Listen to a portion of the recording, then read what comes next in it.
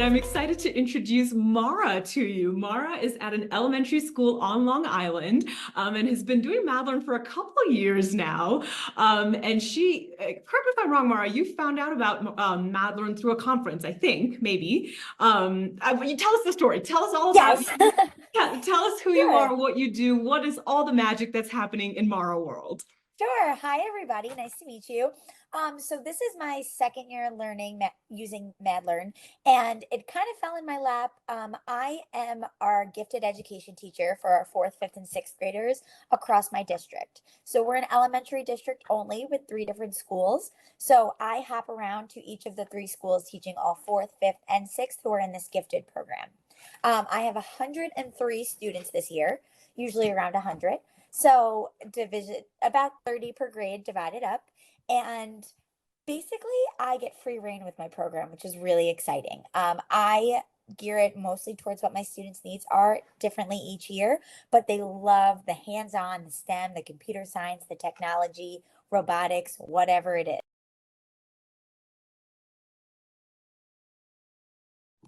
I think I was muted.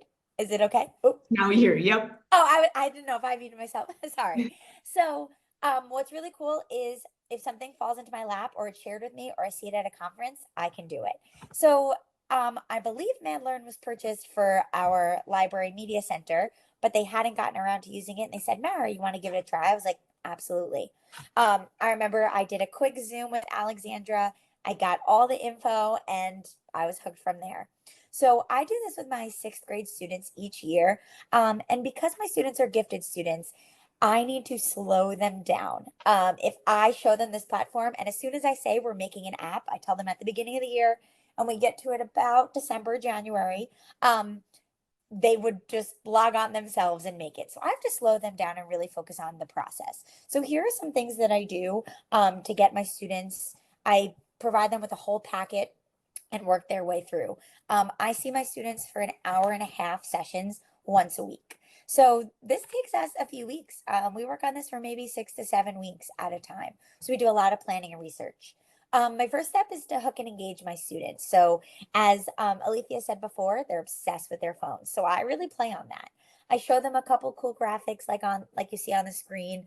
I love the one on top. It only goes till 2020, but connected devices per person about 6 to 7. And I think that's crazy. And then my kids are like, what are you talking about? Your AirPods, your watch, your phone, your laptop, your school computer. It's crazy. So we know that our students and ourselves were so into technology. So I really like to play on that. Um, First thing we do to just get them excited is we do our app wars. So I created this little sheet you see on screen. I have my students do glows and grows and rating the app for three apps that they find in the Mad Store. So I give them the links in their Google Classroom. They take a look, they explore, they play some games, they have some fun. I give them about 30 to 45 minutes to do this. I give them time to kind of just explore. They love playing. If anyone's seen the potato world, my students are obsessed with that one. Every single person plays it every time, and they play the potato world song. So Fun whoever made fact, that, Mara, that app is probably one of the most viewed apps I'm on a sure it Mac is. It's my store. students who are viewing it 100 times.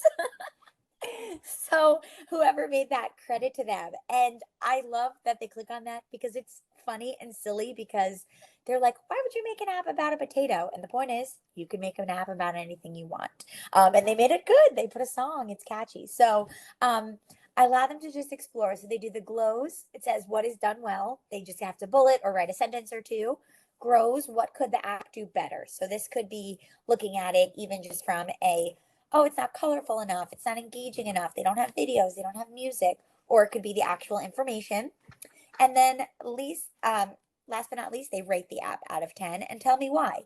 Maybe it's an 8 out of 10, 9 out of 10, 1 out of 10 wasn't engaging. I love to do this because this takes about a whole session for me and it slows my students down to really think about here's what I saw in the Mad Store. What do I want to do for my app? And now they start buzzing. This is even before they know what they're going to do, but they're just thinking about, oh, that's cool. I could do it on math or social studies or anything I'm interested in, like potatoes. Um, so next, after we hook and engage, you can switch to the next slide, I believe. Perfect. Now we plan and research. So this top this top chart is provided by Madlearn, and I created the 2 slides at the bottom. So I give my students this as part of the packet. They get this kind of brainstorming graphic organizer, and I tell them to write 2 or 3 things in each section. So they have to 2 or 3 favorite subjects, sports, art, towns, everything, and just other ideas they're thinking. Then I have them select their top 3 across the board, and then hopefully we narrow it down to the one that they're most interested in, or at least 1 or 2. Um, then I provide them with this brainstorming page and research notes, and I give them the freedom to just explore, exploring on Madlearn, exploring just Google. I give them a couple of quick links they can refer to depending on what their topics are after we conference with it. And they're brainstorming and they're researching and they're just figuring out, okay, what do I even like know about this topic and want to put in pictures, videos, places, things like that. And like I said, this really slows my students down to get thinking about the back end of what goes into planning an app and not just doing it. Also in the packet, now we're up to creating. So I give my students this student checklist. They need to include a custom logo, all about an author page, table of contents, home screen shell, at least 3 informational slides. But this year we bumped that up to 6 because they were surpassing that. An image or video page and a feedback page. And also this year we added that they needed to include some type of interactive component, I believe you call it, either like a coding game using the JavaScript in the coding section, either a game or flashcards or something like that. So after my students look at the checklist, they get to create and plan. And of course, they love this. And this takes us a few weeks. I put all of the Madlearn tutorials that I think would be helpful in the Google Classroom. And those are right on Madlearn. They saved my life and they saved the kids' lives. And I had said it before we started, but I am constantly in contact with Alethea and Alexandra, and they answer within minutes. You guys have our students laughing.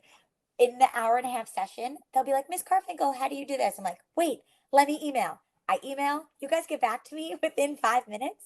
And I'm like, oh, they said this is how.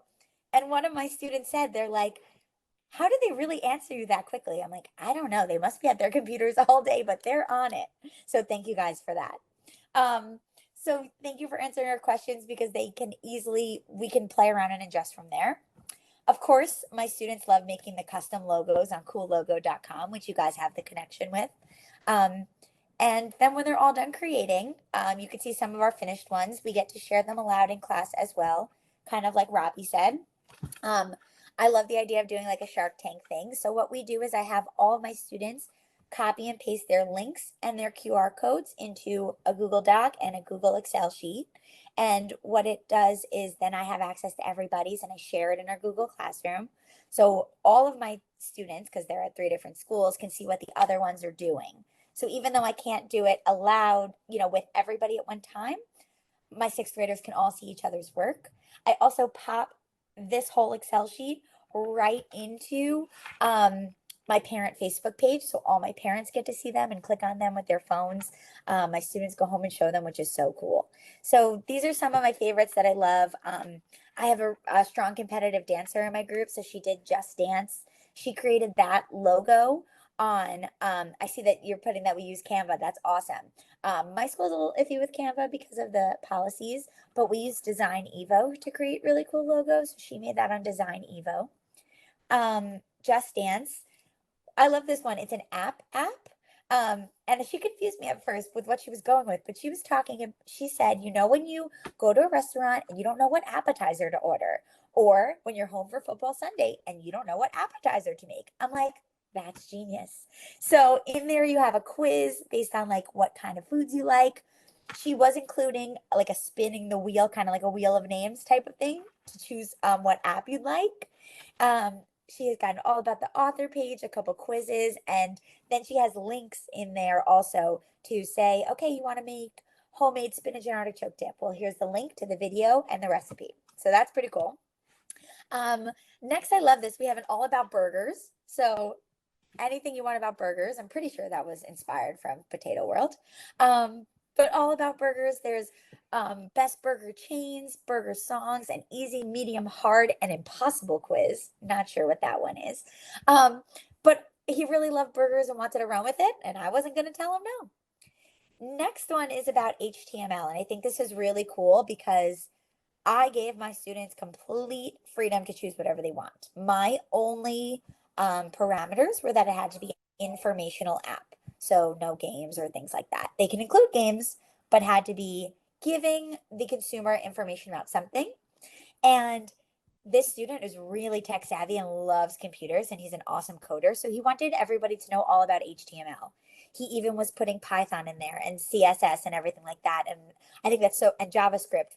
And it's so cool because obviously MadLearn uses that. You have that in your program. So he was copying, pasting, and including information, has really great links, talks about all things that you can do on a desktop, on a laptop, everything like that from HTML. And he even created a snake game, which we all love, the little snake game that comes around. And then to go with pop culture at the moment, this year, this is my third All About Taylor Swift. So they love her. I do too. So, All About Taylor Swift, they have so many different links. And if only you could see inside those how many different inner screens they have to connect to concert tickets. They even wanted a link Ticketmaster in there.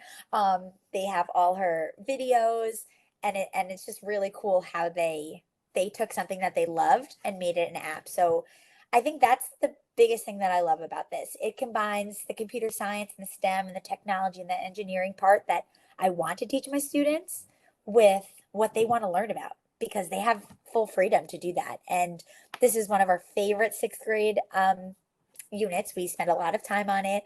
Fourth and fifth graders know we do it. So they're coming up to sixth grade soon and they're going to be doing the same. And I just really love to see the creations that we have. And I think that every year I get a little better with my planning and you guys get better with answering my questions, but we're learning more and more. And I think Robbie said it best. You don't know like what to prepare for. I try to be really prepared with what questions they're going to ask, but then they come out with things and I'm like, I don't know, but we figure it out together. And And I that's just, the yeah, you beauty. help us so much. You really do. And I love, just to comment, I love the new updates that MadLearn has this year. Because even doing it for 2 or 3 years, felt like this year was so much more user friendly for my students. And Yay! anyway, no, really, I think I said that to you as soon as you launched it. And I could really tell my students were able to be so much more successful and less frustrated with little things. I mean, even the saving of the page without having to press save is a godsend for us. So we really appreciate it. And I love using MadLearn. Last year, I presented at Asset Conference about MadLearn and how it really motivates my students to be just their own advocate for themselves and really get involved in the classroom. So I'm a sole, believer in MadLearn, and I think if you're not and you're in here, you should hop on it. Oh, thank you. Thank you so much, Mara. You are awesome. And we love hearing how you've learned and tweaked things over the years. And we've learned and tweaked things, right? Any technology that is not changing all the time is stagnant. And we cannot be stagnant. And so we are always adding new things. We're always figuring out ways to make it easier for you as a teacher to do what you need to do. By the way, classes is a new feature that we have. You can create a class in MadLearn and click on that and see all your kids in that class. We didn't have that before. So little things like that, but we want to make sure that that's constantly happening. So super great tips and tricks for us, Mara. Thank you so much. We have a question from Thank Ashley in the you. chat. Ashley's question is, I teach a core class, chemistry and forensic science. How can I integrate this tool in a way that it doesn't take over and become a coding class or a tech class? I still teach chemistry and forensic science. I have to focus on that. How can I integrate MadLearn and app development into my classroom? So I want to open that up as a question. I know Risa in the chat also responded with some suggestions and some ideas, but Alexandra, anyone else, tell us some ideas for how we might do that in our chemistry forensic science class. Well, I was going to say I did it in a medical detectives class. I'm sorry, I'm Coach Hicks. I haven't introduced myself yet. But anyway, so I've used it, and that's kind of what I'll speak to in my minute. Is so we use, I'll just, Project Lead the Way, which has different apps. But again, I just personally, I, kind of found the way and delivery that the kids were kind of showing what they know to be kind of dry. So to speak to your example specifically about forensic science, we did it with the kids traced diseases, like how they're, how they go and how they spread. And so their show what they know, Project Lead the Way had a very basic, like, hey, they create a slide deck. And so how I present to teachers, because I'm Team Mad Learn, we love doing that, is like literally think of it, anything that you could create in a slide deck presentation. That's how I always approach content area projects. So it's more the front loading of the like what you want the kids to accomplish. So giving them the kind of like the PBL, what is the big question you want them to answer? So in forensic science, what was the thing that caused this, whatever? And then the great part about Mad Learn is it totally speaks to what you were saying. Like it doesn't require you to, like, the amount of coding, the amount of tech, I guess to say, it's totally up to you as the teacher, because they can literally, if you, the same time that you would take to teach them to create a Google slide deck, you can make their apps that, and I don't want to say basic because it's really not basic, but it's like, as a computer science teacher, I teach the HTML, make them write it. As an engineering teacher, and I'll talk to that, like we focus more on the whatever you want your big question to be. So I think it totally ties into forensic science, because if kids are taking data, if kids are taking, they can code. So as far like differentiation, absolutely. Your kids can absolutely code if you have kids that are like, hey, I created this great app. I love Mara's point about like having the gifted kids, having to slow them down. Like Mad Learn kind of allows kids to really get in where they fit in. So if you want them to focus on the forensic science, I would suggest put them in those project teams. So you have a person that's responsible for the content, a person that, if you have a coder in that class, let them totally take that over.